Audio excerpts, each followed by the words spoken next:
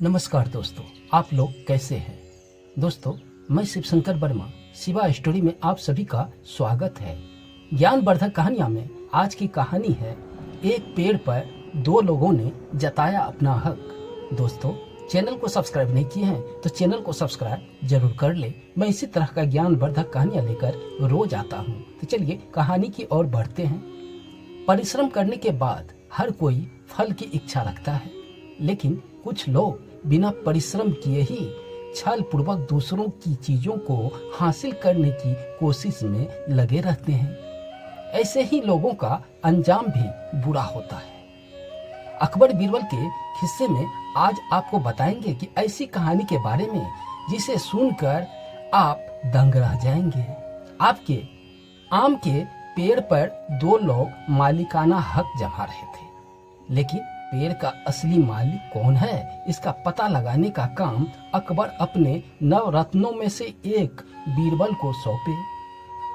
जानिए कैसे बीरबल हमेशा की तरह अपनी चतुराई से पेड़ की असली मालिक को ढूंढ ही निकाले। एक बार हमेशा की तरह बादशाह अकबर अपने दरबार में प्रजा की समस्या सुन रहे थे। दरबार में सभी लोग अपनी अपनी समस्या लेकर पहुंचे थे। इन्हीं में से राघव और केशव भी अपनी समस्या के साथ दरबार में आए थे। राघव और केशव दोनों पड़ोसी थे। इनकी समस्या यह थी कि इनके घर के बीच फलों में लाजवाब भरा हुआ एक आम का पेड़ था, जिस पर दोनों ही अपना मालिकाना हक जमा रहे थे। राघव का कहना था कि यह पेड़ उसका है और केशव झूठ बोल रहा था। वहीं केशव का कहना था कि इस पेड़ का असली मालिक वह खुद है और राघव झूठ बोल रहा है। अब भला एक पेड़ के दो मालिक कैसे हो सकते हैं? पेड़ एक और मालिक दो, यह समस्या काफी उलझी हुई थी, क्योंकि दोनों में से कोई भी हार मानने को तैयार नहीं था और राघव केशव दोनों ही पेड़ पर अपना हक जता रहे थे। ऐसे में अकबर ने दोनों पक्षों की बातें सुनी और बहुत सोच विचार करने के बाद यह मामला अपने नवरत्नों में से एक बीरबल को सौंप दिए। इस समस्या के समाधान के लिए और सच्चाई का पता लगाने के लिए बीरबल ने एक नाटक रचा। उसी दिन बीरबल ने दो सिपाही को कहा कि वे राघव के घर जाए और कहे कि उनके आम के पेड़ से आम चोरी हो रही है। इसके बाद उन्होंने दो सिपाही को केशव के घर जाकर भी यही संदेश भिजवाया। साथ ही बीरबल ने यह भी कहवा दिया कि संदेश देने के बाद वो घर के पीछे ही छिपकर देखते रहे। इस संदेश के बाद राघव और केशव की क्या प्रतिक्रिया रहती है? सिपाही ने बिल्कुल वैसा ही किया जैसा बीरबल ने कहा था। दो सिपाही केशव के घर गए और दो राघव के घर, लेकिन उन्हें पता चला कि राघव और केशव दोनों ही घर में नहीं हैं। ऐसे में सिपाही ने उनकी पत्नी को यह संदेश दे दिया कि पेड़ से आम चोरी हो रही है। केशव जब घर आया तो उनकी पत्नी ने उसे आम के चोरी की बात बताई। यह सुनकर केशव ने कहा, अरे भगवान, पहले खाना तो खिला दो।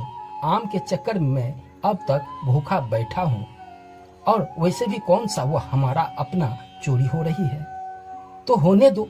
इतना कहकर केशव आराम से बैठकर खाना खाने लगा। अगले दिन केशव और राघव दोनों दरबार में हाजिर हुआ और दोनों के सामने बीरबल ने अकबर से कहा, जापना, सारी समस्या की जड़ आम का पेड़ है। ऐसे तो मैं क्यों ना हम वो पेड़ ही कटवा दे, न रहेगा बांस और न बजेगी बांसुरी। अकबर ने इस बारे में राघव और केशव से पूछा कि इस बारे में आप दोनों का क्या ख्याल है। इस पर केशव ने कहा, हुजूर, आपके हुकुम, आप जैसा कहोगे मैं वैसे ही चुपचाप स्वीकार कर लूंगा। लेकिन राघव कहा, मालिक, मैंने 7 साल तक इस पेड़ को सींचा है। क्या आप भले ही इस पेड़ केशव को दे दीजिए, लेकिन कृपया इसे कटवाए न। मैं आपके आगे हाथ जोड़ता हूँ मालिक। केशव और राघव की बात सुनकर जब अकबर ने बीरबल की ओर देखा और कहा, तुम्हारा क्या कहना है? इसके बाद बीरबल ने अकबर को बीती रात का किस्सा बताया और कहा, जापना, पेड़ एक और मालिक दो, ऐसा भला कैसे हो सकता है? कल रात हुई घटना और आज हुई इस बात के बाद यह साबित हो चुका है कि राघव ही पेड़ का असली मालिक है और केशव झूठ बोल रहा है। पेड़ के असली मालिक का पता बहुत ही समझदारी से लगाने के लिए अकबर ने बीरबल को शाबाशी दी और साथ ही उन्हें अपने हक के लिए लड़ने के लिए राघव को भी बधाई दी। अकबर ने चोरी करने और झूठ बोलने के लिए केशव को जेल में बंद करवाने का आदेश दिया। दोस्तों, यह कहानी पसंद आई हो तो चैनल को सब्सक्राइब जरूर कर ले। मैं इसी तरह का ज्ञानवर्धक कहानियां लेकर रोज आता हूँ। धन्यवाद।